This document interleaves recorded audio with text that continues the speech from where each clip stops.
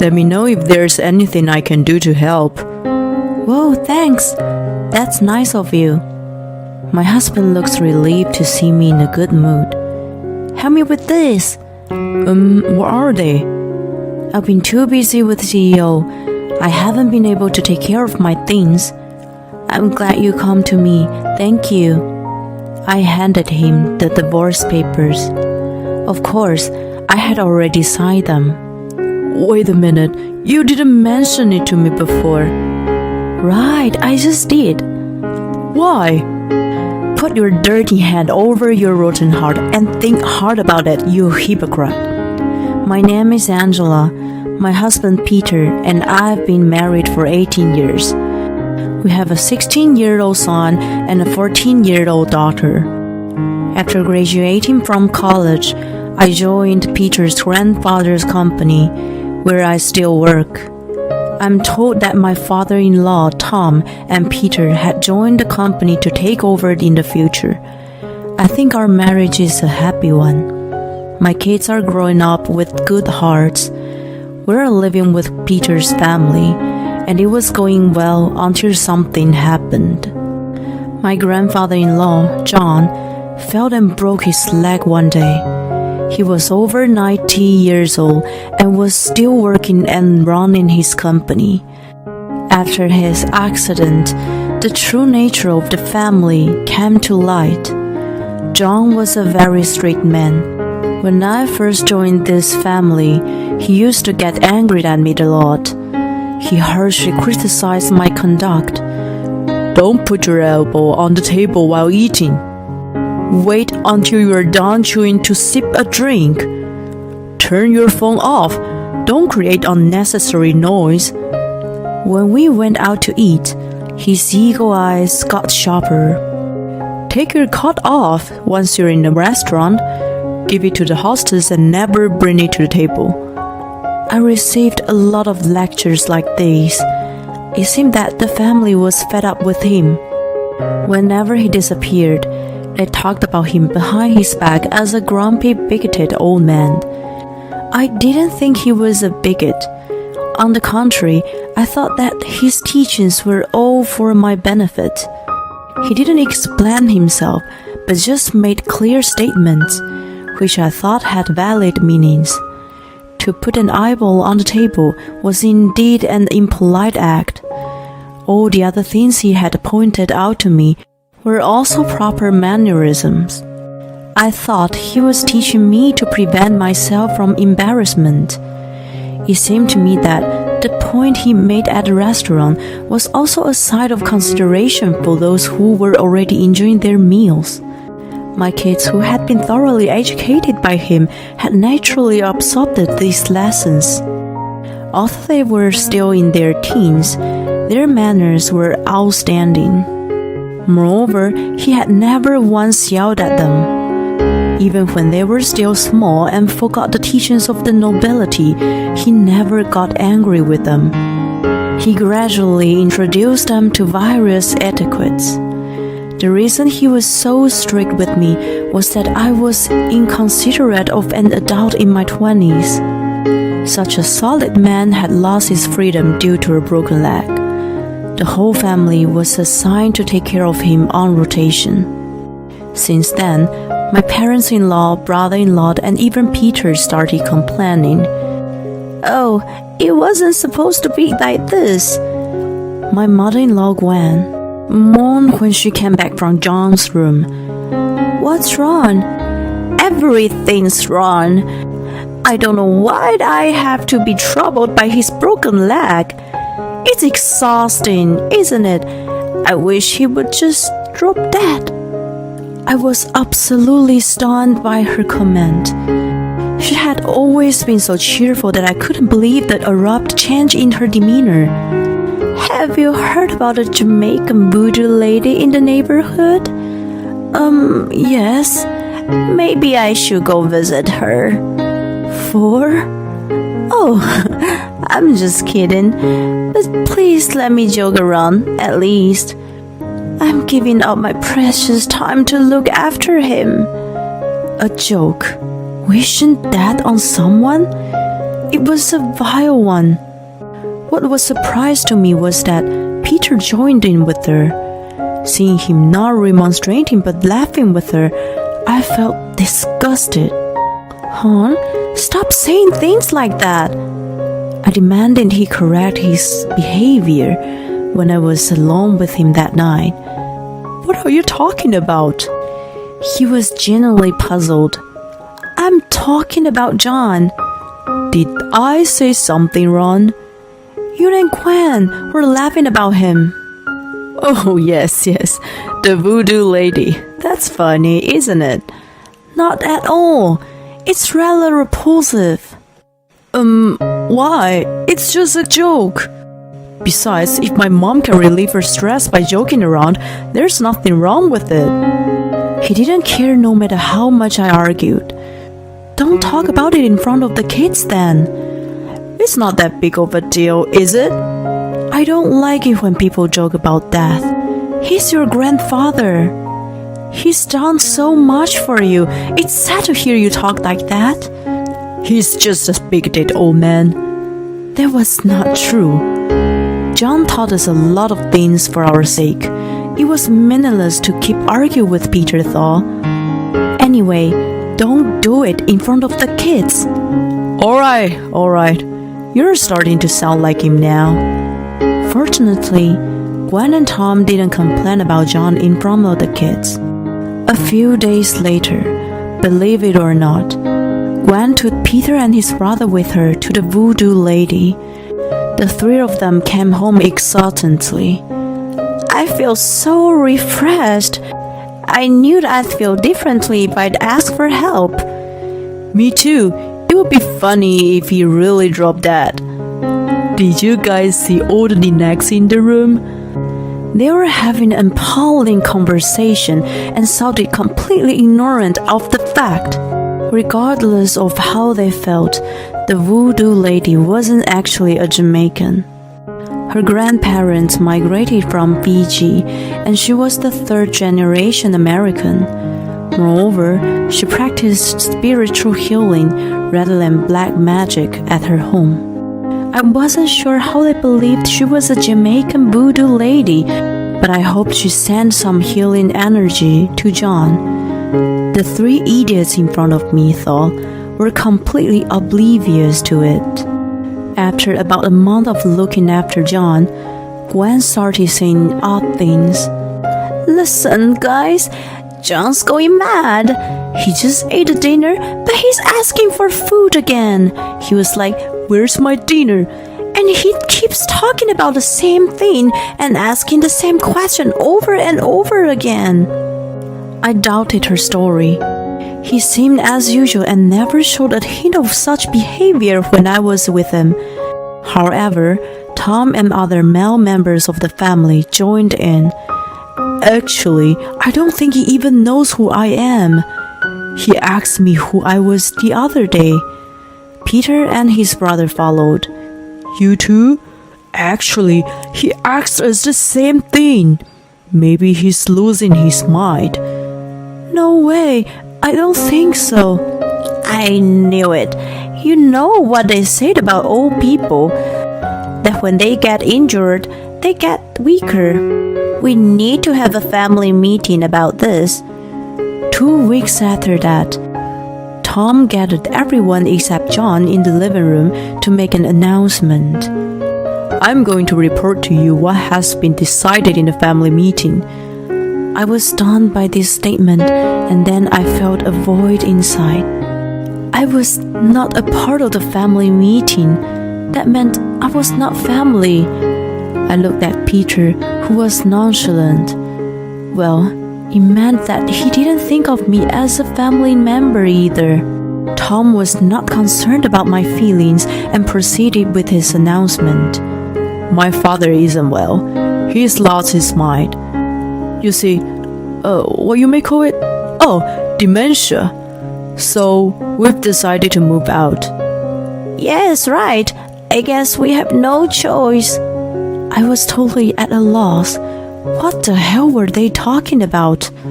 "So, Angela, we leave John in your hands."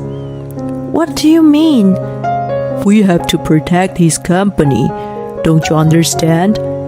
I felt like I was kicked in the stomach. I thought that our marriage had been good and that we'd had strengthened our bond over the years, but it was all in my head.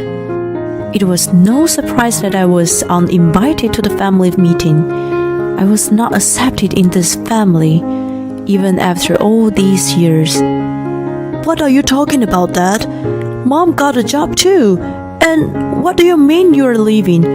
I don't get it. Me either. What's with the family meeting? Mom didn't even know about it. My kids raised their voices. Peter was flustered by their accusations. Listen, your mother married into this family. That's why she's not a true family member. What are you saying to my kids? Please don't trample on their tender feelings. I'm just telling the truth. I understood. That's enough. Please leave. I'll look after John. If that's the case, you should have just agreed from the beginning. John was a strict man, but I had been indebted to him. I had great respect for him, regardless of the numerous scolding. He must have done a lot for his family, even more than he did for me. And yet, when his health began to deteriorate, they easily abandoned him. I didn't want such heartless people to take care of him anyway. I was sure that he was going to need more than simple assistance, but nursing care in the future. Even so, I couldn't entrust him to such self-serving people. What would they do to him? Well, we'll move to the other house, so you take care of John, okay? The mover came the next day, and they left the house. The only ones who stayed back with me were my kids. They told me they will help too. Thank you, but it's going to be hard from now on. Don't worry, I love my great-grandpa. Yeah, me too. I see. Yeah, me too.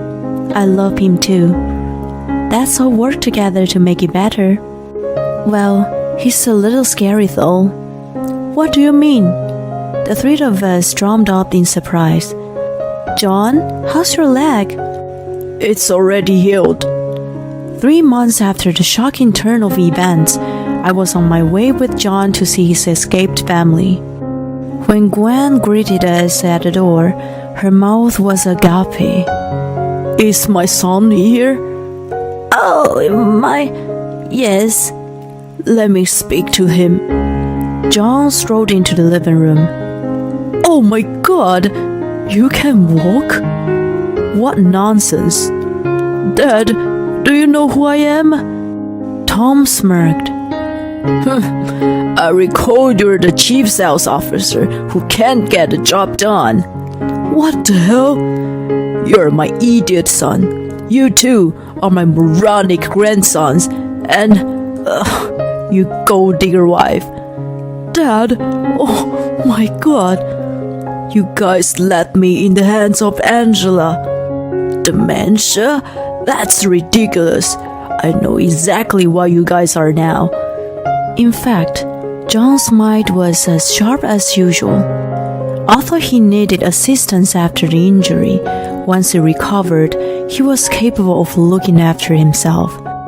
While he was bedridden, he realized that his family was bothered by him, so he put on the show. Do you know what I haven't given you guys the company? You don't have the capacity. If I entrusted it to you, it would fall apart in no time. But, Peter, I am grateful to you. You brought in someone who is suitable for my position. She's smart, can get things done efficiently, and above all, she possesses excellent character with a good heart. I have decided to name Angela as the next CEO. Dad, wait a minute. I'm supposed to take the title, right? I don't remember saying that. You don't understand anything. Why haven't I retired until now? Why haven't I already given it to you or your sons?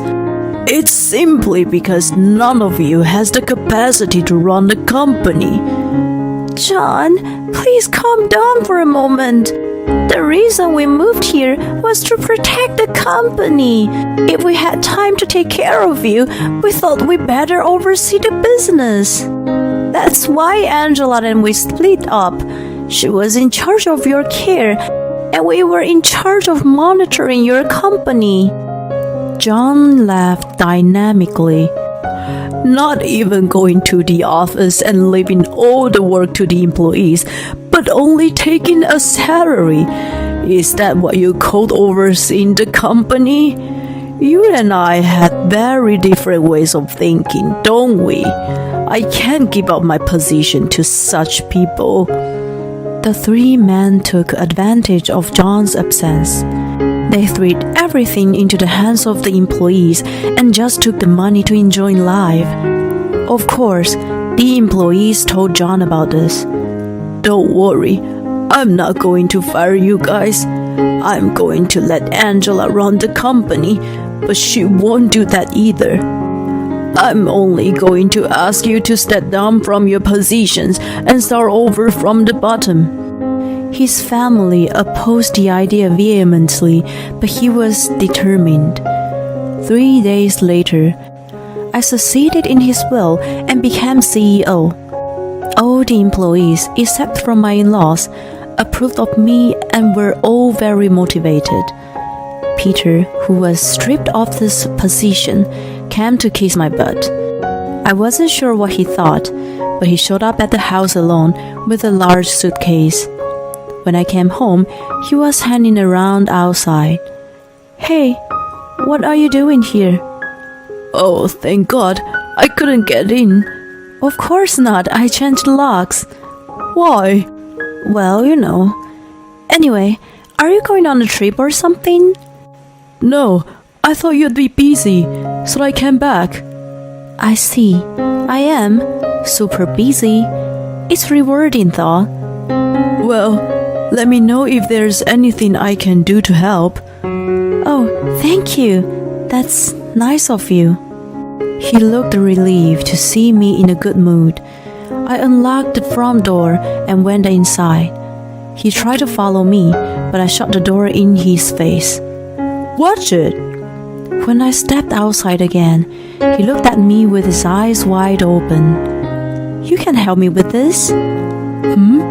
What are they?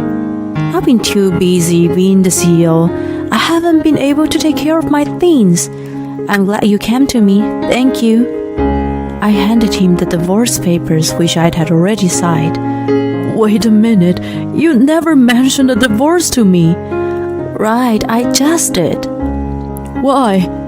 Put your dirty hand over your rotten heart and think hard about it, you hypocrite. He was dripping with sweat, and his hands were shaking as he held the divorce papers. When John needed care, you ran away, leaving me behind.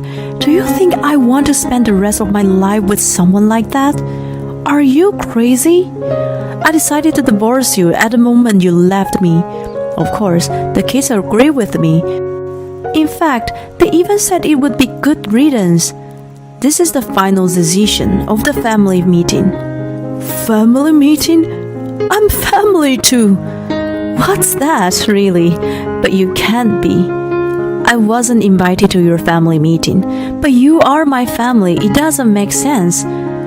That's what my mom says, so it's what it is, right? Well, the kids, John and I were all unanimous. You are not a part of our family. The majority is in favor. Wait, this is what was passed only by the yes. It's a shame. Anyway, send me the divorce papers when you're done. From now on, I am your CEO and you're just my employee. Good luck. The divorce took a little over a year due to his reluctance, but we managed to get it done in the end. At the same time as the divorce was finalized, Peter and my ex-in-laws resigned from the company. I assumed their pride was shredded. How did they endure for a year? The company environment is healthier now.